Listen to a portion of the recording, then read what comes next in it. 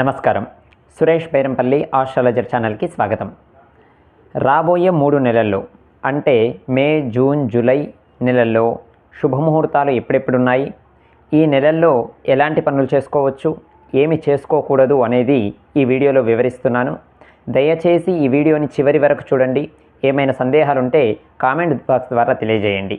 Video నచ్చితే like చేసి share చేయడం మాత్రం మర్చిపోకండి. ఇక వీడియోలోకి వెళ్తే, ఈ సంవత్సరం ఏప్రిల్ 28వ తేదీ నుండి శుక్రమౌఢ్యమి ఆరంభమవుతుంది. ఈ శుక్రమౌఢ్యమి జూన్ 10 వరకు ఉంది. మే 5వ తేదీ నుండి గురుమౌఢ్యమి కూడా ప్రారంభమవుతుంది. ఇది 1 నెల పాటు అంటే జూన్ 1 వరకు ఉంది. ఈ మధ్యకాలంలోనే వాస్తుకర్తరి కూడా ఆరంభమవుతుంది. వాడుక భాషలో వాస్తుకర్తరిని కత్తెర్లు అని వ్యవహరిస్తారు. ఈ వాస్తుకర్తరి మే 4 నుండి మే 28 వరకు ఉంది. శాస్త్ర ప్రకారం ఈ మౌఢ్యమిలో గురు శుక్ర గ్రహాల యొక్క బలం తగ్గుతుంది. కాబట్టి ఎలాంటి శుభకార్యాలు చేయరు. కర్తరిలో భూమిని తవ్వి చేసే పనులు కూడా ప్రారంభం చేయకూడదు.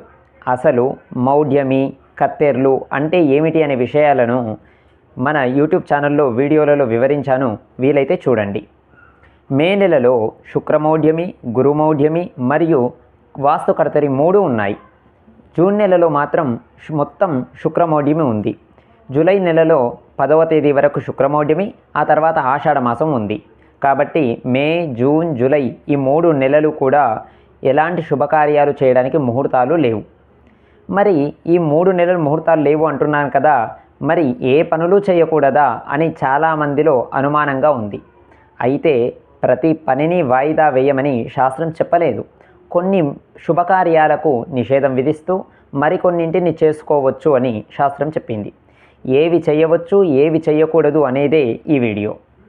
శాస్త్ర ప్రకారం ఈ 3 నెలలు గృహ శంకుస్థాపనలు, గృహ ప్రవేశాలు, దేవాలయ శంకుస్థాపనలు, ప్రతిష్టలు, వివాహాలు చేయకూడదు.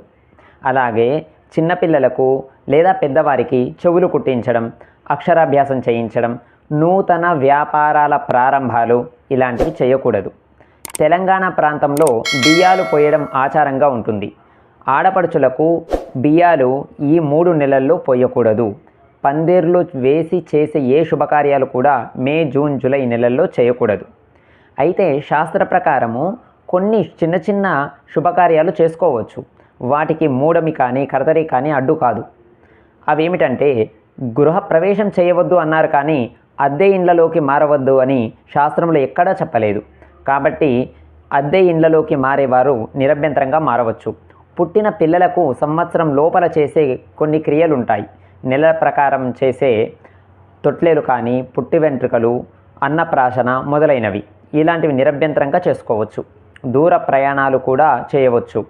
ఇంటికి మరమ్మతులు ఏమైనా ఉంటే ఈ నెలల్లో పూర్తి చేసుకోవచ్చు. ఇంతకు ముందే శంకుస్థాపన అయ్యి నిర్మాణంలో ఉన్న ఇండ్లు పూర్తి చేసుకోవచ్చు. నిర్మాణాలను ఆపాల్సిన అవసరం లేదు. భూముల రిజిస్ట్రేషన్లు చేసుకోవచ్చు. కొనుగోలు, అమ్మకాలు కూడా చేసుకోవచ్చు.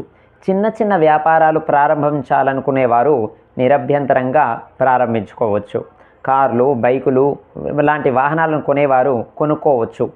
కొత్త బట్టలను కొనవచ్చు, వేసుకోవచ్చు.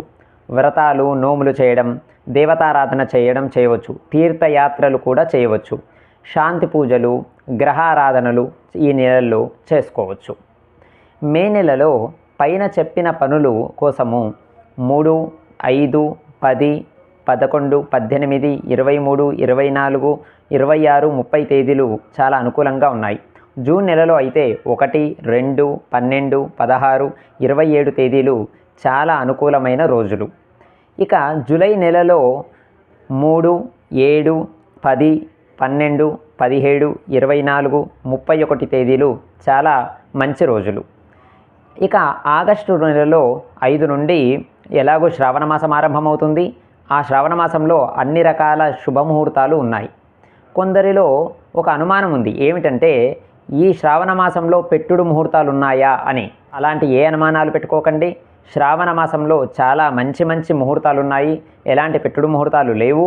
8, 9, 10, 11, 12, 16, 18, 19, 21, 22, 23, 24, 28 తేదీలలో చాలా మంచి ముహూర్తాలు ఉన్నాయి. మీ పేర్లపై ఏ రోజులైతే అనుకూలంగా వస్తాయో దగ్గరలో ఉన్న పురోహితుని సంప్రదించి మీరు ఆ తేదీలలో శుభకార్యాలు నిర్వహించుకోవచ్చు. ఈ వీడియో మీకు ఉపయోగపడుతుందని ఆశిస్తున్నాను. ఈ వీడియో నచ్చితే లైక్ చేసి తెలిసిన వారికి షేర్ చేయండి. సబ్స్క్రైబ్ చేయకుండా ఛానల్ని చూస్తున్నట్టయితే సబ్స్క్రైబ్ చేయండి. నమస్కారం.